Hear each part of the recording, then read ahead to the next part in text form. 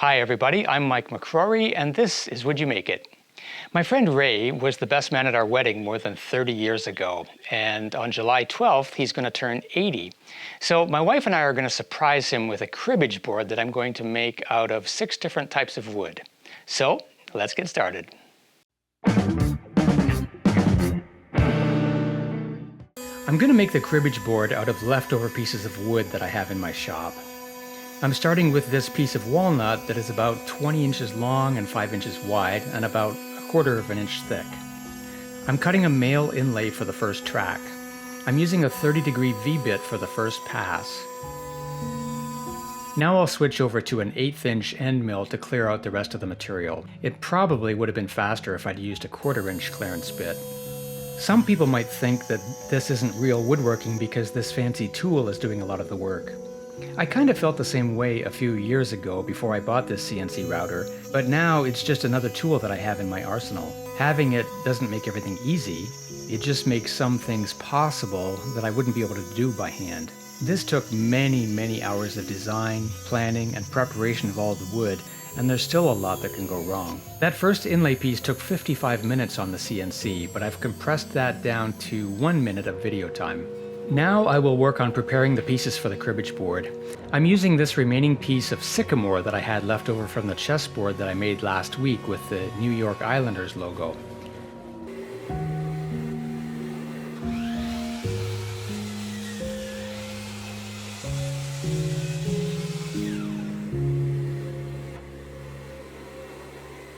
The cribbage board is going to be 18 inches long, so I'll cut this piece to be slightly longer than that.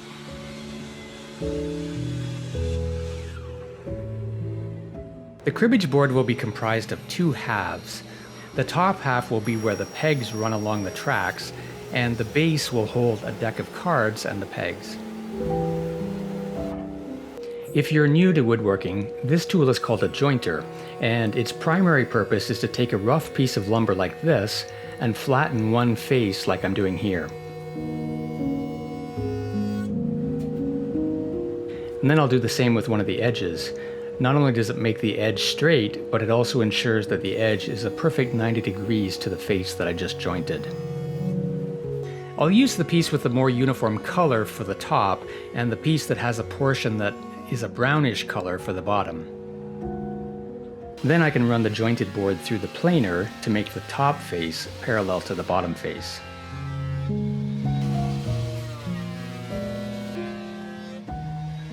I'm going to insert neodymium or rare earth magnets into the top of the base and into the bottom of the top so that they can be held together but come apart easily.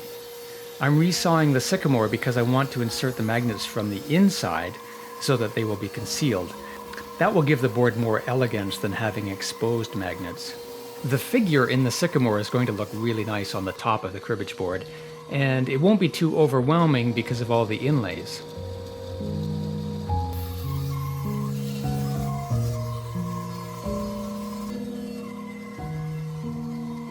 I actually did all of this work while the walnut inlay was being carved on the CNC, so for the rest of the video I will intersperse this type of manual work with the operation of the CNC to give you a feel for how the work was done in parallel. I have this leftover piece of Madagascar rosewood that I made another chessboard from, but it has several cracks in it, so it won't be that useful for other projects, but I can easily get a 20-inch by 5-inch piece out of this. This will be glued to the bottom of the sycamore base after the magnets are inserted.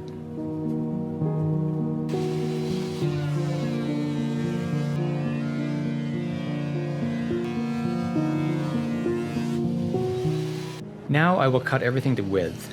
The reason I'm using Madagascar rosewood on the bottom rather than sycamore for the entire base is to easily hide the glue line that would likely be visible if I glued sycamore to sycamore after inserting the magnets. Plus, I think it will be much more interesting to have an additional type of wood on the bottom.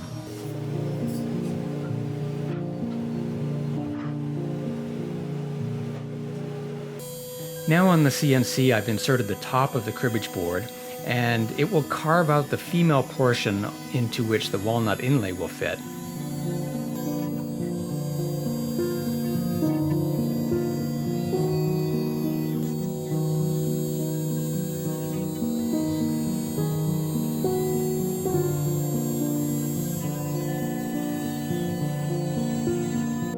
While that's carving, I will also mill up this piece of scrap walnut.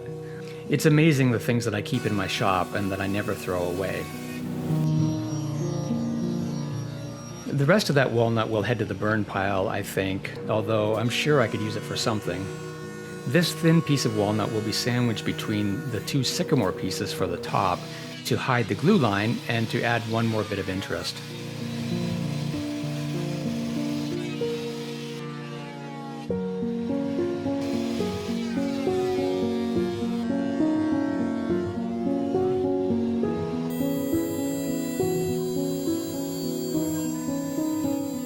Back at the CNC, it's carving the starting position.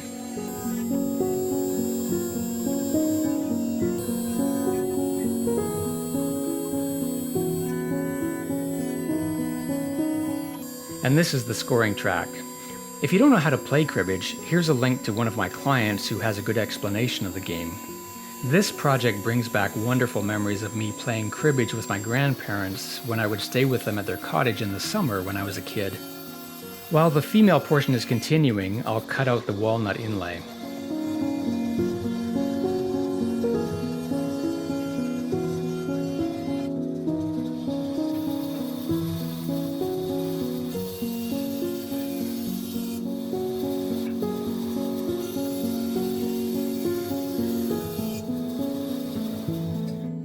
Now I'll switch over to a 1/8 inch end mill to do the clearance.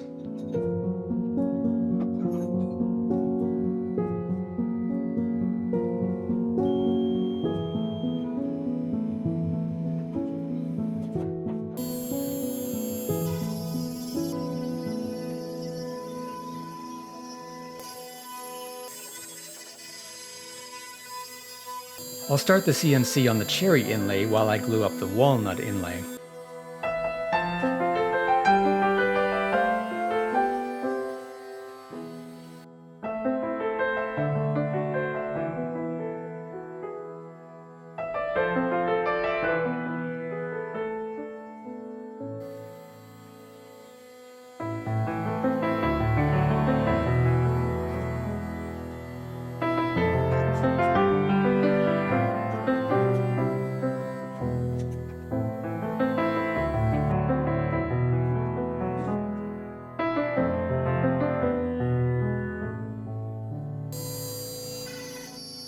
Now it's proceeding with the clearance bit.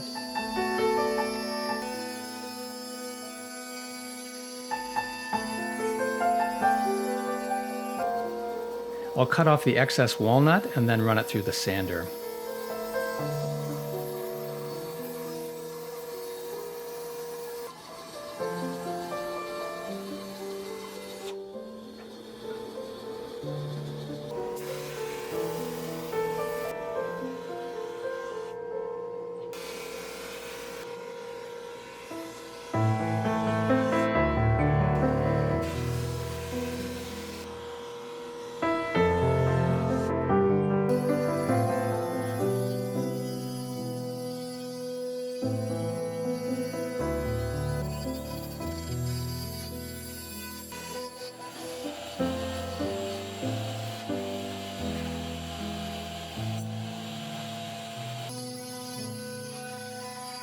We've got about 2.5 hours of CNC time so far, and now we'll carve the female portion for the cherry inlay.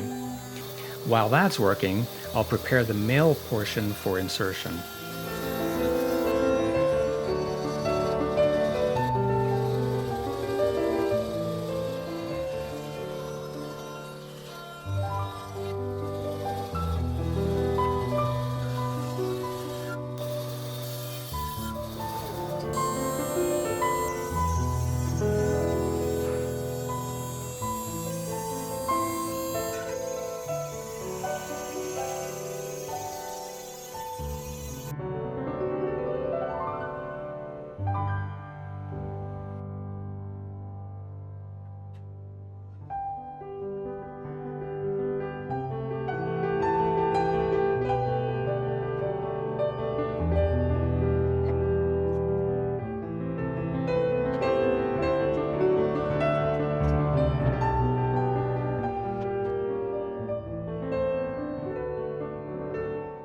While that's gluing up, I'll get the CNC to carve the male inlay for the padauk track.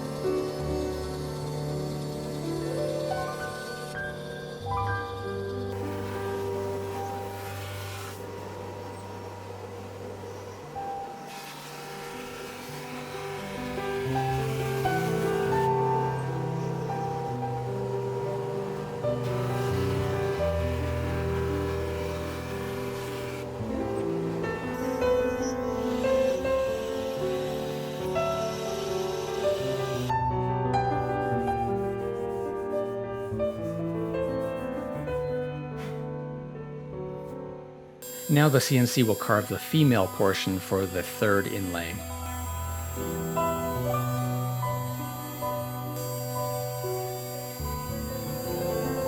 We're at about 5 hours of CNC time at this point.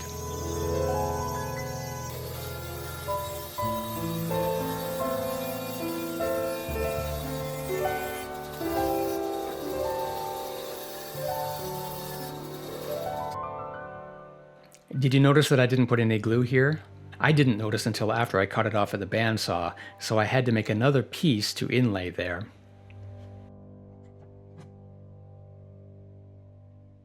Now the CNC is carving the holes for the neodymium magnets. It's deep enough to be able to insert 2 magnets into each pocket. Now I'll insert 2 magnets into each hole, making sure that the polarity is correct.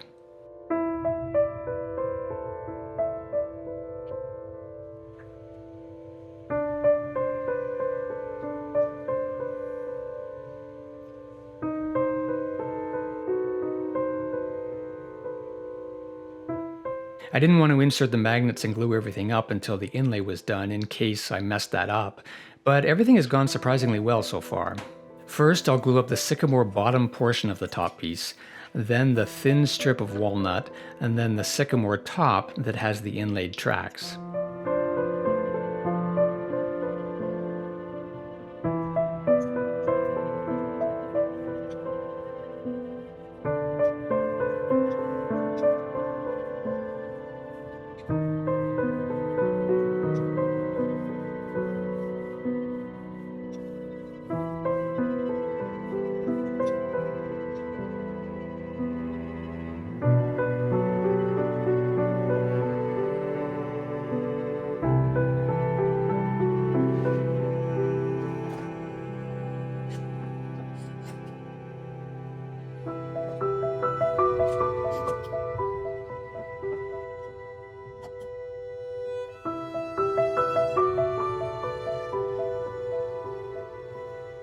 Next, I'll glue the Madagascar rosewood bottom to the sycamore base and let everything sit for a few hours.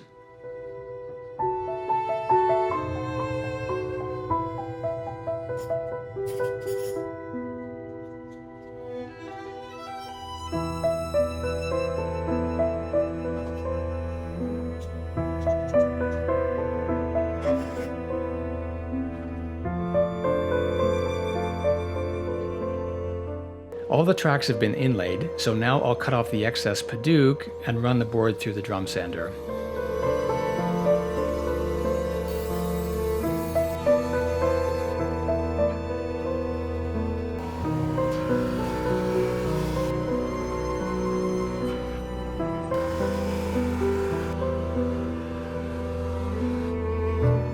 Now I'll carve a pocket into the base that will hold the playing cards.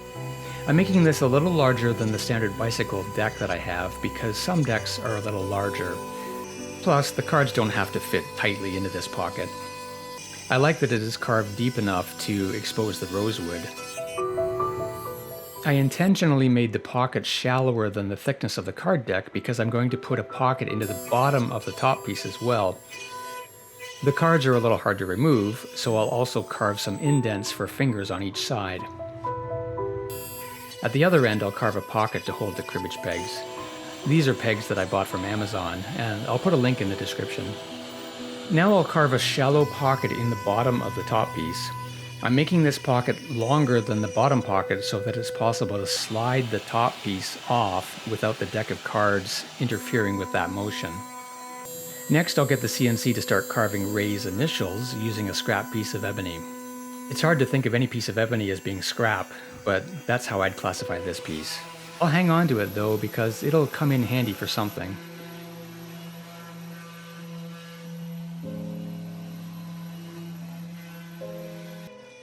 I'm going to make the base a ½ inch narrower all the way around the board, so I'll cut a ½ inch off each side and each end.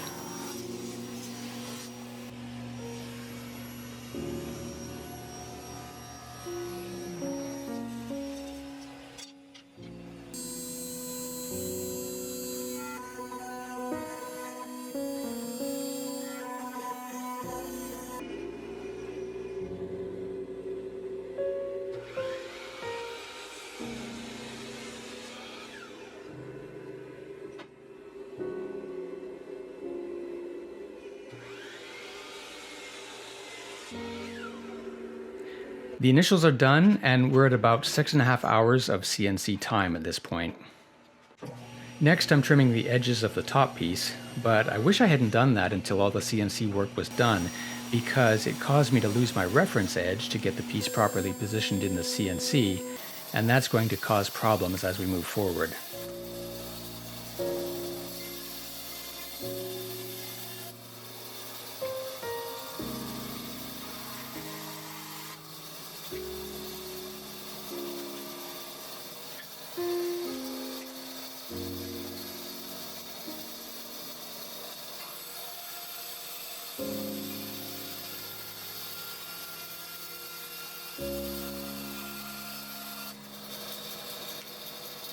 Now I'll carve the female portion of the inlay for the initials.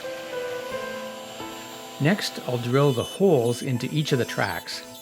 You can see that these holes are not in the center of the track, and that's my fault for cutting off my reference edge. I'm using a 1/8 inch end mill for this, so I'm drilling slowly because it's not ideal for drilling holes. While that's working, I'm going to use my X-Tool laser to engrave something into the top of the base.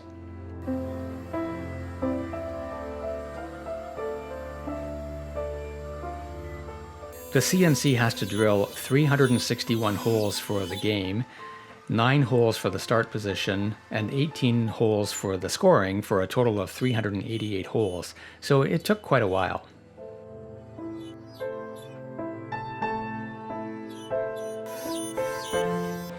Next, I'll put a 45-degree chamfer along the bottom edge of the base. I did a bit of a climb cut at the other end to minimize tear out.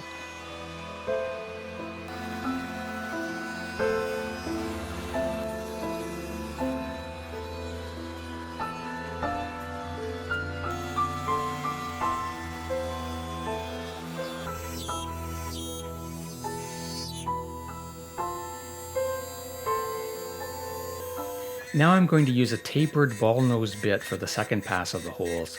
This bit is a little wider at the top, so I've shifted the center point slightly to the left in the hopes that I can correct for getting the first pass off center. This bit is not designed for drilling, so that's why I did a first pass with the 1/8 inch end mill. You can see that the holes are better centered now, so that was a relief. It took about 3.5 hours for that to run, so now we're at 11 hours of total CNC time. Next, I'm using a 30-degree V-bit to cut a groove between each of the inlaid tracks.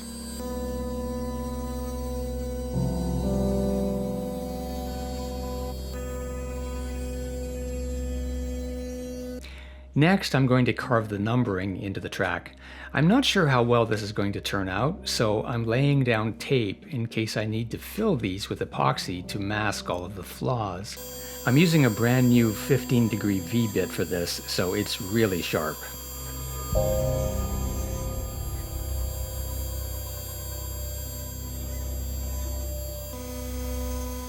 It took almost 30 minutes for the engraving to complete.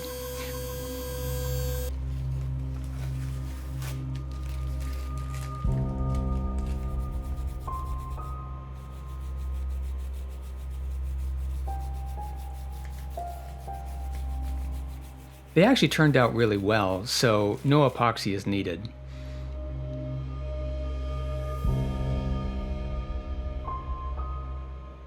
I decided to recarve those two words again with tape in place to prevent the epoxy from bleeding. I'm not sure what caused this, but the CNC did not carve the letters in exactly the same place, so they ended up being a little blurry. In hindsight, I should have just carved once, added the epoxy without the tape, and it likely would have been fine.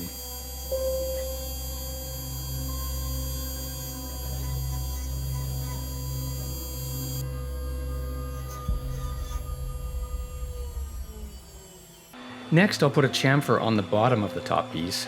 This will make it easy to lift up off a table if it's not sitting on its base.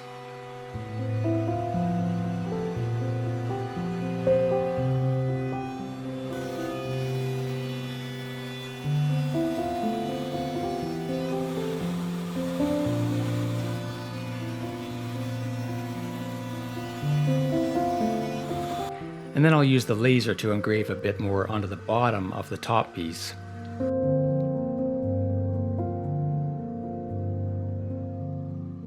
I'm going to use this mica coloring to get a green epoxy for the start and finish words.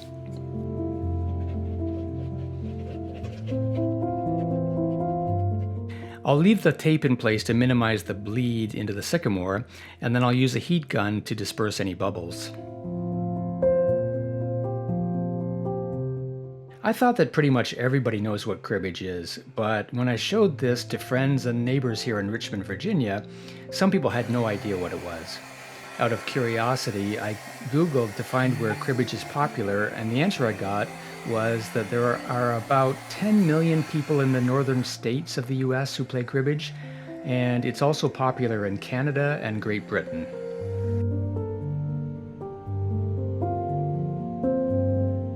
Next, I'll glue in the ebony initials.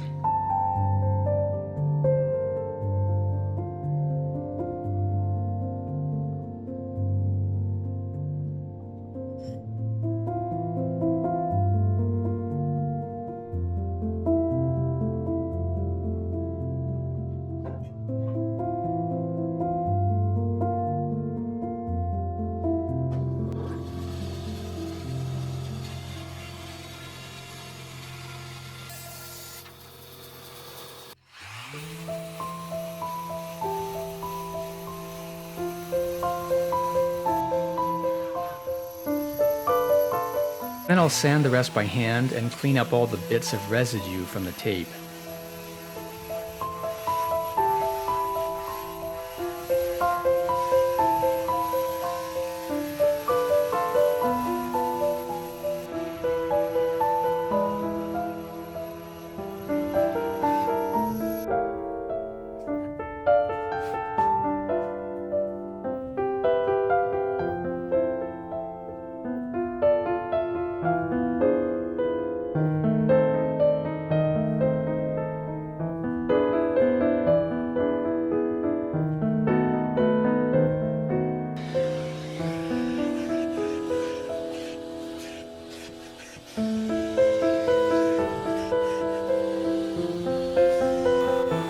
Next, I'll use a 16th inch roundover bit to ease the edges along the top.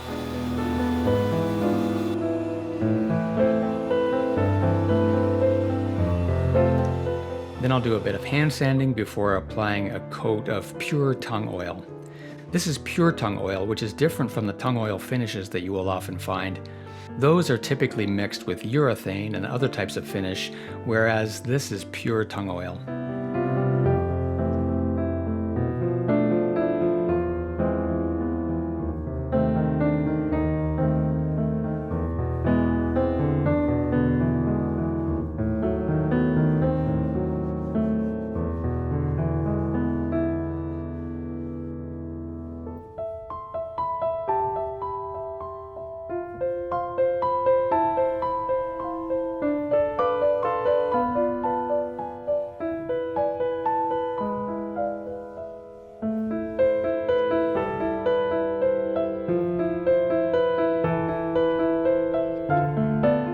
Ray has no idea that we'll be there for his birthday, so we're gonna hop in the car, drive 1,000 kilometers up to Toronto, and then surprise him.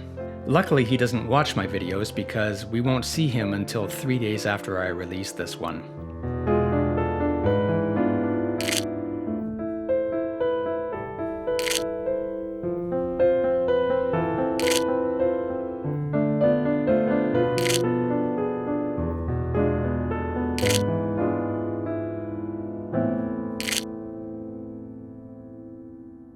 So I gotta say, happy birthday, Ray.